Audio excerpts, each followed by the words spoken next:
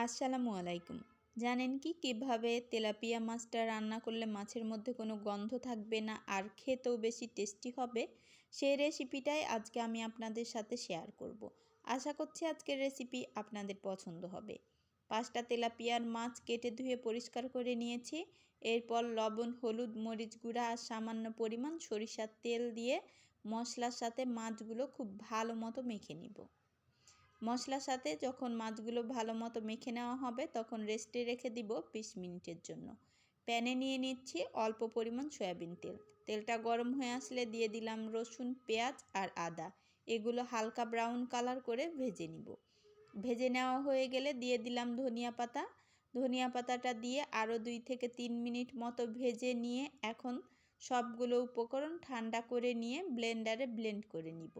আপনারা চাইলে পাটায়ও বেটে নিতে পারেন। পাটায় বাটা মশলায় যে কোনো খাবার কিন্তু খেতে ভীষণই টেস্টি হয়।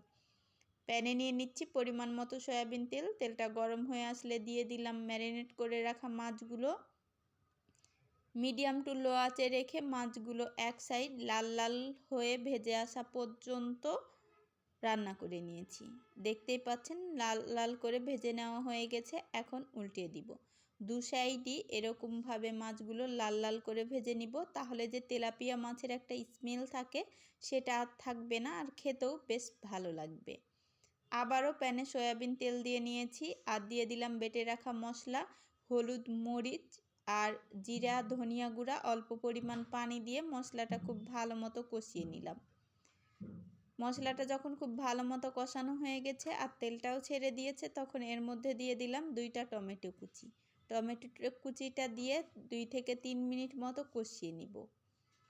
এরপর টমেটোটা গলে আসা পর্যন্ত রান্না করে নিব। দেখতেই পাচ্ছেন এর মধ্যে টমেটোটা খুব ভালো মতো গলে গেছে। এখন দিয়ে দিলাম ভেজে রাখা মাছগুলো দিয়ে প্রথম 2 মিনিট মাছগুলো মশলার সাথে একটু ভালো মতো কষিয়ে নিব। এভাবে যদি কষিয়ে নিই তাহলে মাছটা খেতে কিন্তু একটু বেশি টেস্টি হয়।